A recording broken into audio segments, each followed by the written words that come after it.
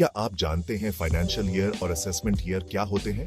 आइए जानते हैं इसके बारे में डिटेल में। इंडिया में इनकम टैक्स से जुड़े दो इंपॉर्टेंट कॉन्सेप्ट्स हैं, फाइनेंशियल ईयर और असेसमेंट ईयर। फाइनेंशियल ईयर वह पीरियड होता है जिसमें आप अपनी इनकम कमाते हैं।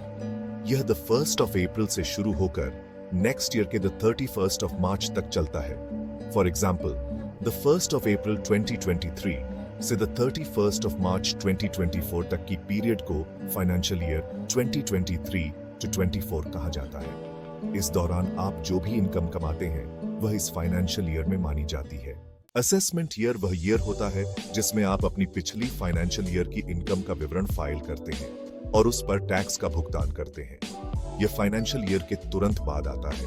For example, financial year 2023 to 24 का असेसमेंट ईयर 2024 to 25 होगा। इस दौरान आप अपनी फाइनेंशियल ईयर की इनकम का विवरण इनकम टैक्स डिपार्टमेंट को देते हैं और उस पर टैक्स का भुगतान करते हैं। तो सिंपली, फाइनेंशियल ईयर वह समय होता है जब आप इनकम कमाते हैं और असेसमेंट ईयर वह समय होता है जब आप उस इनकम पर टैक्स का विवरण फाइल करते हैं। उम्मीद है अब आपको फाइनेंशियल ईयर और असेसमेंट ईयर के बारे में क्लियर समझ आ गई होगी।